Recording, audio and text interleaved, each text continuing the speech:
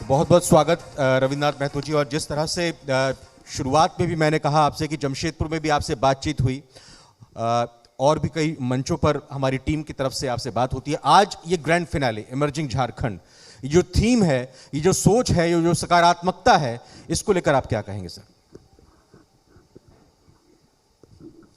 देखिए,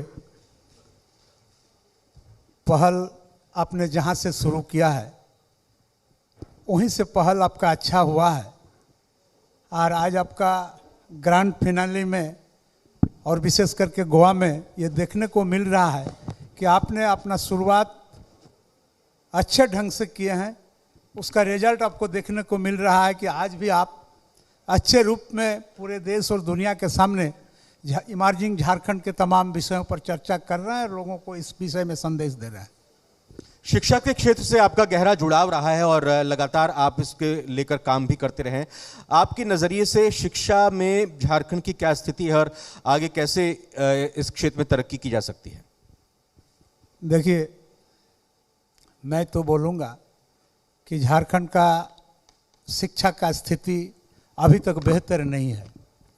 देश में दूसरे प्रांत में जिस तरह शिक्षा का व्यवस्था है, हम अभी तक शिक्षा का जो ग्राउंड रियलिटी है उसको उस हिसाब से अभी तक नहीं कर पाया हूँ। और उम्मीद है कि आने वाला समय में जैसे कि वर्तमान सरकार के द्वारा जो निर्णय लिए जा रहे हैं, और आपके बीच हमारे सुदेश जी भी इस बात को रख रहे थे कि हमारे ड्रॉप आउट स्टूडेंट की जो परसेंटेज है, ये तीसरा क्लास से लेकर के 12th क्लास तक जाते जाते काफ़ी हो जाता है। यानी लोग जो मैट्रिक के स्टेप है उसी को पार नहीं कर पाते हैं और रिजल्ट ये होता है कि लोग हायर एजुकेशन के लिए या टेक्निकल एजुकेशन के लिए बढ़ते ही नहीं है। ये बात भी सही है। तो मैं भी अपने तरफ से वर्तमान सरकार के द्वारा कुछ मॉडल स्कूल में टीचर, और आप एक चीज़ जानते थे कि झारखंड जिस समय से बना था, बनने के समय से हमारे राज्य के अंदर में शिक्षकों का एक बहुत बड़ा प्रॉब्लम था। वो प्रॉब्लम ये था कि करीबन 60,000 ऐसे शिक्षक थे जिनका मानदेय अत्यंत नगण्य था। और आप एक चीज़ निश्चित रूप से जानते हैं कि मेंटली इल हेल्दी टीचर कभी भी हेल्दी शिक्षा नहीं दे सकता है।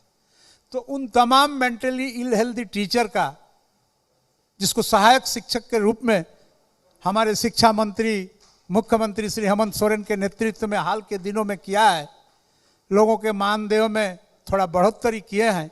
इसलिए मैं समझता हूं कि उन 60,000 शिक्षकों के द्वारा झारखंड का जो विद्यार्थी उनके पास पढ़ते हैं, निश्चित रूप से वे ढंग से और अच्छे पढ़ाएंगे। और इसके बाद भी उन्हें मॉडल स्कूल खोलने का इच्छा है, कोई एक यूनिवर्सिटी का स्थापना करने का इच्छा है। हाल के दिनों में देखे कि झारखंड आदिवासी बहुल प्रदेश है, उसमें एक ट्राइबल यूनिवर्सिटी का भी प्रस्ताव आगे बढ़ाया है। वो भी झारखंड के धरती पर बनेगा। और विशेष करके आप इस समय भी देखे होंगे जब यूक्रेन का लड़ाई शुरू हुआ, उस समय भी देखे कि झारखंड का बहुत सारे वैसे विद्यार्थी जो मेडिकल और इंजीनियरिंग पढ़ने के लिए विदेशों में भी जाते हैं। और इन चीज़ को देखते हुए सरकार ने ये सीख लिया है कि हम अपने विद्यार्थियों को दूसरे प्रांतों में या दूसरे प्रदेशों में और देश के बाहर शिक्षा अध्ययन करने के लिए नहीं भेजेंगे, उनको यहाँ रोकने का प्रयास करेंगे। इसका मतलब यह है कि बेहतर शिक्षा व्यवस्था हम अपने राज्य के अंदर में लागू करेंगे। बिल्कुल सर, अगर शिक्षा की बात हम करते हैं, युवाओं की बात होती है और झारखंड सरकार लगातार प्रयास भी कर रही है और आप लगातार मार्गदर्शक भी देते रहते हैं। सर, युवाओं के साथ साथ रोजगार की भी बात आ जाती है। हम बात कर रहे हैं आज गोवा में और हमारा थीम ही है कि आप झारखंड भी आइए, वहाँ एक्सप्लोर कीजिए। तो सर, जब पर्यटन को बढ़ावा मिलेगा, रोजगार के अवसर होंगे, उसके लिए कैसे सरकार को और पहल करनी चाहिए, कैसे प्रयास करने चाहिए? देखिए, रोजगार तो हर आदमी को चाहिए। और जैसे कि हमसे पूर्व में वक्ताओं ने कहा कि हमारे बीच कई ऐसे लोग हैं, मजदूर भी हैं, अकुशल मजदूर भी हैं, कुशल मजदूर हैं, स्किल्ड भी हैं, अनस्किल्ड भी हैं। बेहद इस तरह के लोग जो क्लासिफाइड है।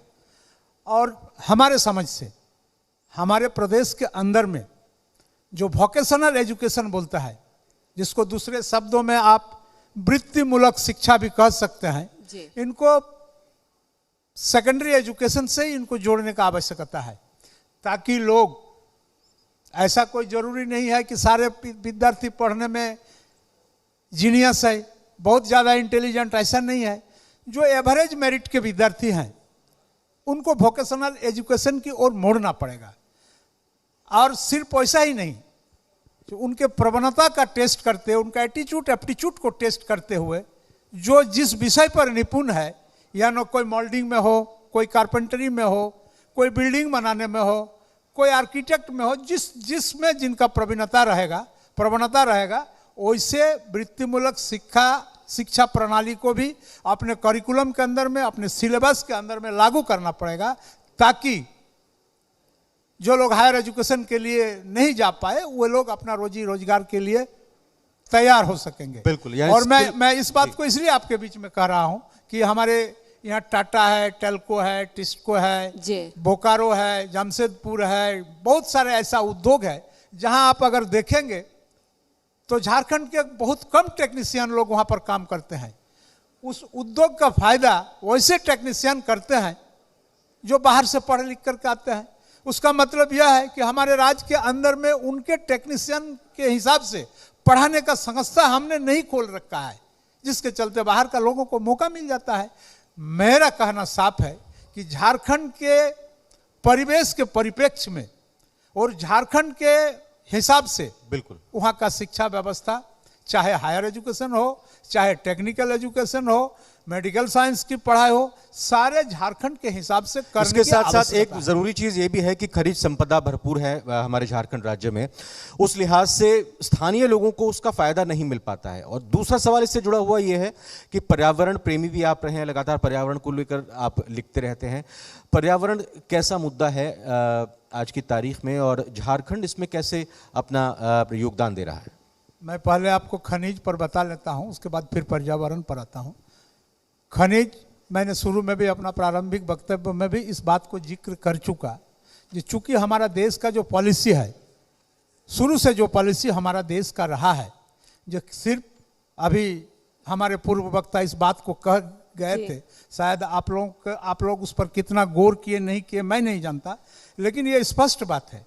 आप ट्रेन लाइन उसी जगह पर देखेंगे जहां माइंस और मिनरल्स है। जी। माइंस और मिनरल्स को ले जाने के लिए ट्रेन लाइनें बिछी हुई है और लोग यहाँ से मिनरल्स ढो करके बाहर अन्य प्रांतों में ले गए हैं, लेकिन आदमी के चढ़ने के लिए ट्रेन लाइनें नहीं बनी है। इसका मतलब साफ है कि हमारे यहाँ का खनिज, इस खनिज का इस्तेमाल दूसरे प्रदेशों में देश के अंदर में हुआ है और देश के अर्थनीति में झारखंड का माइंस एंड मिनरल्स बहुत महत्वपूर्ण भूमिका निभाया, इसमें कई दो मत नहीं है। लेकिन दुर्भाग्य इसी बात की है, पॉलिसी ऐसा होना चाहिए था कि जिस जगह से हम माइंस को लेके जा रहे हैं उस जगह के लोगों को भगवान भरोसे नहीं छोड़ना चाहिए। उसको धुआं और कोयला का जो काली होता है उसको खाने के लिए नहीं हम छोड़ के जा सकते हैं, बल्कि उनके भी रिहेबिलिटेशन के लिए एक बेहतर पॉलिसी का निर्माण कराना चाहिए था, जो कि राज्य सरकार के अधीन में नहीं है, यह अधिकतर केंद्र सरकार के अधीन में है। और मैं समझता हूं कि जब तक केंद्र सरकार की ओर से जी ऐसे माइंस रिच प्रदेशों के बारे में बेहतर पॉलिसी नहीं बनाया जाएगा, तब तक हमको नहीं बुझाता है कि हमारे लिए, झारखंड वासियों के लिए ये खनिजों का प्रदेश होने के बावजूद भी ये आशीर्वाद होगा या अभिशाप होगा। आपको यहां तक भी देखने को मिलेगा जो लोग माइंस के चलते विस्थापित हुए हैं, आज उनका अता पता नहीं है। जहां से माइंस एक्सट्रैक्शन किया गया है, निकाला गया है, उसको भी उसी हाल में छोड़ दिया है। कुल मिलाकर पॉलिसीज बहुत जरूरी हैं खनिज को लेकर बनानी, जो कि यहाँ के लोगों के लिए फायदा पहुंचा सके। रविन्द्रनाथ महतो जी, झारखंड ओरिएंटेड पॉलिसी होना चाहिए। दूसरा बात, आपने पर्यावरण के बारे में बिल्कुल थोड़ा संक्षेप में मैं चाहूंगा इसको आप फिनिश करें। मैं बता रहा हूं, हम लोग जब बचपन में थे तो एक गांव से दूसरे गांव हम लोग नहीं देख पाते थे। इसका मतलब यह है कि एक गांव से दूसरे गांव इसलिए नहीं दिखाता था कि इतना वृक्ष से आच्छादित था कि आप मत पूछिए, वो गांव दिखाता नहीं था। लेकिन आज के समय में आप अगर देखेंगे तो इस वृक्ष का भी दोहन काफी हुआ है और आज आसानी से अगर एक गांव में आप खड़े हो जाते हैं तो 2-4 क्या 2-5 10 दर्जनों गांव आपको दिखने लगता है। इसका मतलब साफ है कि आपका वृक्ष कटे हैं और जितना वृक्ष कटे हैं उतना वृक्ष लगे नहीं है, इसलिए पर्यावरण हमारा असंतुलित होते जा रहा है। आपने एक बात सुना होगा कि लोग स्वास्थ्य लाभ करने के लिए रांची के तरफ, जो अन्य प्रांत के आदमी हैं, रांची के तरफ मुखातिब होते थे या रांची कुछ करते थे या रांची में प्रवास करते थे कि हमको बेहतर इन्वायरमेंट मिलेगा, बेहतर जलवायु मिलेगा, बेहतर वातावरण मिलेगा, जो कि हम स्वास्थ्य लाभ कर सकेंगे। लेकिन आज अगर रांची का ही आप अध्ययन करेंगे, जो रोड डेवलपमेंट का जो दौर चला है, इस डेवलपमेंट के दौर में हमको लगता है कि पहले जैसा रांची आज